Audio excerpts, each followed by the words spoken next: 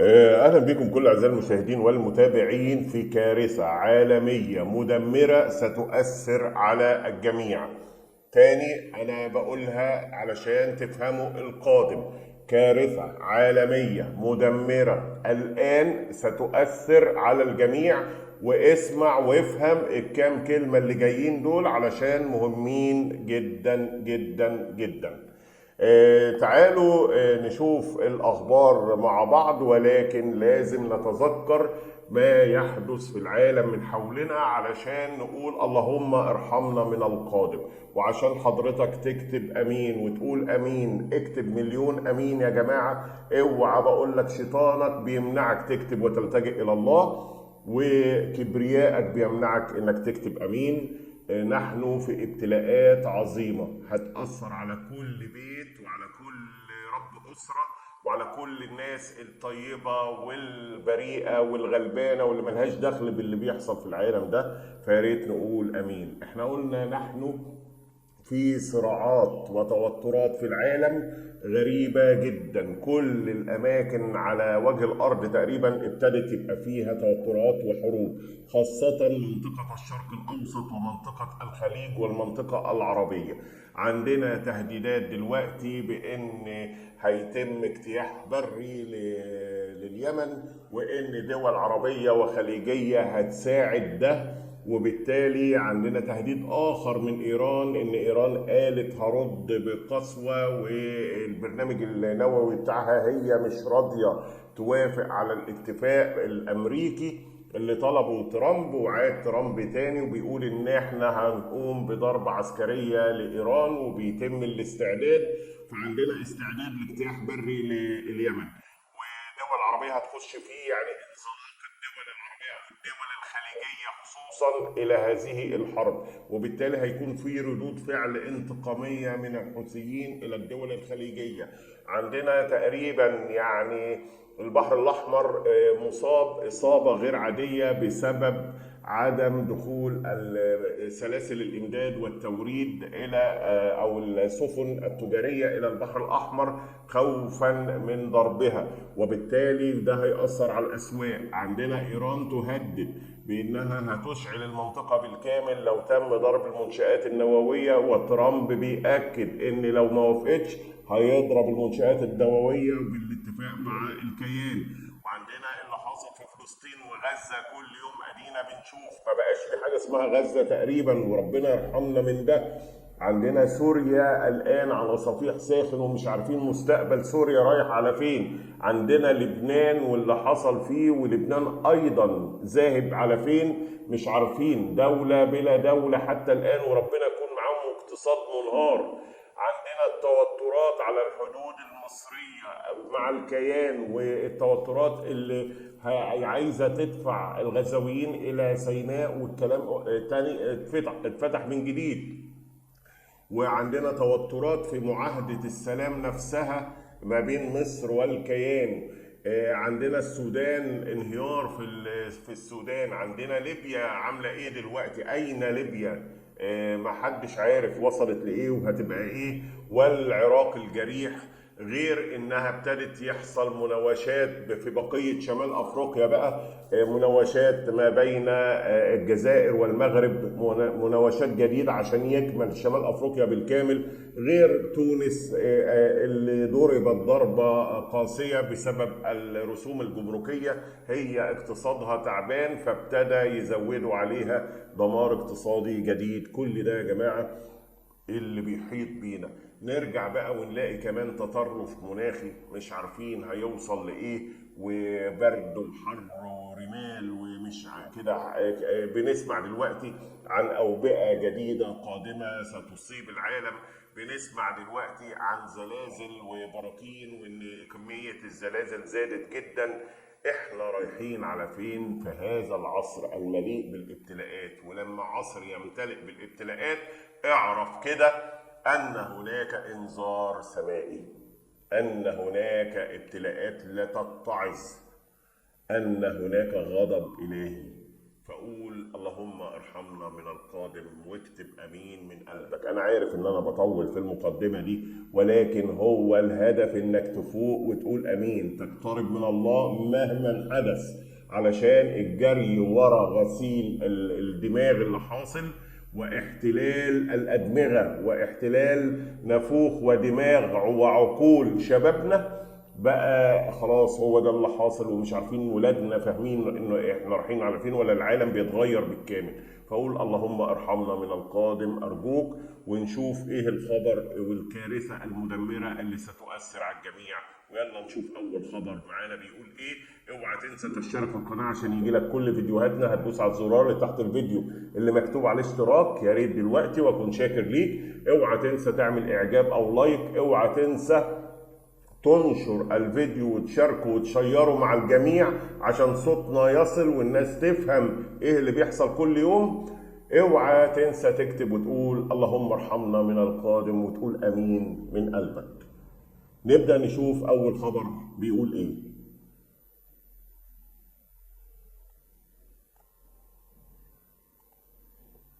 واوعى تاخد ان ده خبر عادي.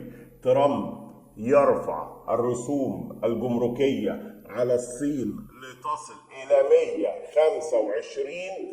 125%. دي كارثة كارثة كارثة. هيحصل دمار في الأسواق، وهوريك بالفعل، ودمار في التجارة العالمية كلها. عارفين يعني إيه 125%؟ 125% يا جماعة يعني المصانع بتقفل، وبالفعل هناك مصانع تم إغلاقها بالفعل لأن كل تصديرها إلى أمريكا. لما 125% يعني الحاجة أم 1000 هتبقى ب 2025. الحاجة أم 1000 هتبقى ب 2025. الحاجة أم 100,000 هتبقى ب 225,000. يعني الحاجة هتزيد مرتين وربع. تخيل يعني ايه؟ يعني كمان سمعت ان شركة ابل هتنقل مصنعها من الصين وتصنع في الهند، لان مش هتقدر تصنع في الصين وتدخل وتدفع مرة وضعف. شركات كتير هتقفل، وبالتالي الاسعار هتعلى في العالم كله، وبالتالي هيبقى هناك ركود تضخمي. ركود تضخمي. الركود يعني شركات تقفل، مصانع تقفل، عمال يتسرحوا، ناس هتخسر وظائفها. احنا مش هنلاقي المنتجات، حاجات كتير جدا هتأثر على الكل. وهنا قبل ما نقرا رفع 125%، جت في نفس اللحظة الصين. احنا بنكلمكم النهارده يوم الخميس 10 ابريل 2025، 10/4/2025. الصين امبارح يوم الاربع 9 ابريل بكين او الصين تتحدى ترامب وترفع الرسوم الجمركية على السلع الامريكية 84%. يعني حاجة كده قرب الضعف، قرب 100%. يعني برضو المنتجات الامريكية لو راحت الصين هتتباع بالضعف. اللي كان ب1000 هيبقى ب1840. تخيل يعني ايه لما دي تضرب ودي تضرب، ودول اكبر قوتين اقتصاديتين في العالم بيأثروا على كل الاسواق العالمية. كل الاسواق العالمية. تاني الصين ترد على ترامب 84% على كل السلع الامريكية. حرب عالمية تجارية اقتصادية هتدمر الدنيا. تصعيد جديد للحرب التجارية. الصين تفرض رسوما 84% على السلع الأمريكية. لا مفر. وبتقول تعالوا هنا رسوم ترامب الجمركية من فرنسا 24 مغامرة تهدد واشنطن والعالم بأزمات فادحة. أمر هان لإبقاء الولايات المتحدة على عرش الدول العظمى. بس هي في الآخر هتهدد واشنطن والعالم بأزمات فادحة.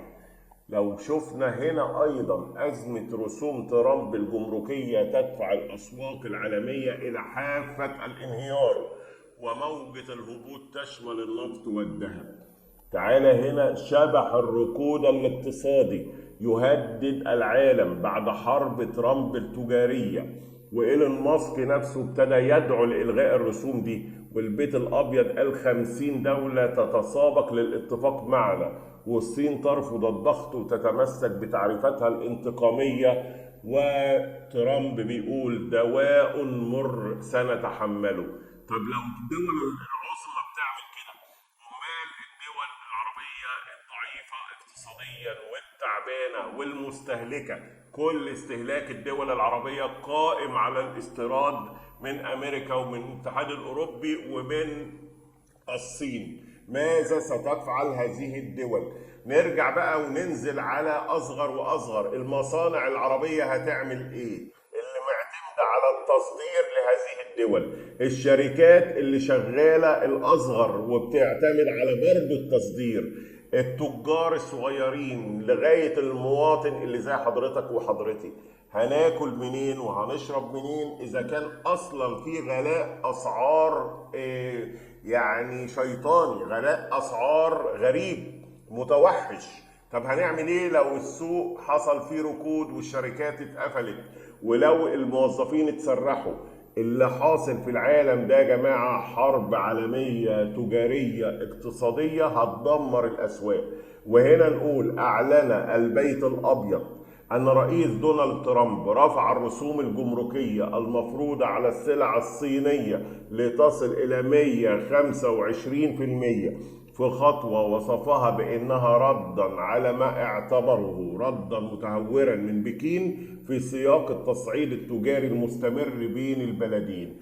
وأوضح مسؤول في البيت الأبيض أن الصين قررت الرد بشكل متهور ورفعت ل 84% يا جماعة زي ما شفنا، ما استوجب فرض أعلى نسبة رسوم جمركية على الإطلاق.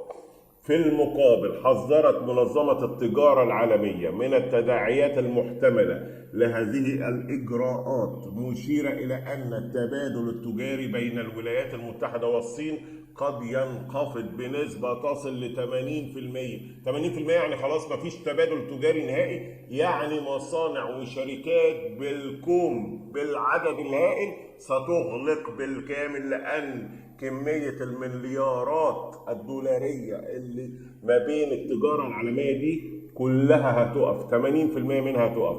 وقال لك وهو ما ينذر بمزيد من التوتر في الاقتصاد العالمي بالكامل. وقال وزير الخزانة الأمريكي أن بلاده ستراقب عن كثب رد فعل الصين على الرسوم الجمركية الأخيرة في وقت يزداد فيه التوتر بين واشنطن وبكين على خلفية التصعيد التجاري المتهور المستمر. وأنا شايفه أنه متهور من الطرفين، وأن العالم مش كفاية عليه الحروب اللي هو عايش فيها، ولكن العالم ذاهب إلى يعني إلى مكان ضبابي، مكان مجهول، مكان مش عارفين رايحين فين. وخلي بالكم دائما الحروب العالمية الكبرى قبل أن تكون ضرباتها حربية بتبقى ضرباتها اقتصادية وتجارية، لأن الاقتصاد هو اللي بيخلي الدولة تقدر تنتج وتعمل أسلحة وتعمل جيوش. فلما الاقتصاد بيتهز في أي دولة اعرفوا ان بعديها ممكن ان تأتي الحرب الكبرى العالمية، لأن العالم كله سينهار اقتصاديا. فاحنا داخلين على منحنى وعلى منعطف صعب جدا جدا وعلى تصعيد خطير هيأثر عليك وعليا وعلى بيوتنا وعلى أكلنا وعلى شربنا وعلى غذائنا وعلى الأدوية وعلى كل ما هو قادم استيراد. واحنا عارفين ان الشرق الأوسط والدول العربية ما بتنتجش ولا بتخترع حاجة، كلها استهلاكية. حتى اللي بتصنعه في بلدك العربي عبارة عن تجميع، لازم تستورده أيضا من الخارج عشان تجمع بيه هذا الشيء. فربنا يرحمنا، قولوا امين، ربنا يرحمنا من القادم. اكتب امين، اكتب مليون امين. كفايه، مش كفايه علينا الحروب العسكريه، ولكن الان في حروب اقتصاديه مدمره. ولو حصل ركود تضخمي اعرف ان حتى الاشغال والاعمال ممكن ان تتوقف، ويعني تسرح العماله وتغلق المصانع وتغلق الشركات. الموضوع مش صغير، الموضوع كبير جدا جدا جدا لما يصل إلى جمارك تساوي 125% على كل شيء قادم. فربنا يستر، ربنا يرحمنا من القادم. اكتب امين تاني. انتظروني في فيديو مهم جدا قادم هعمله، فياريت تعمل دلوقتي اشتراك في القناة او متابعة، واوعى تنسى تعمل اعجاب او لايك، واوعى تنسى تعمل نشر وشير ومشاركة. خلي الشباب اللي عقولها محتلة تفهم احنا بنعمل ايه. فياريت يا جماعة تشيروا وتنشروا وتشاركوا هذا الخبر مع الجميع. كمان بفكركم في خبر هيظهر في نص الشاشة دلوقتي، ياريت تشوفوه جميعا، وبدعوكم ان انتوا تتفرجوا عليه، وانتظروني في القادم.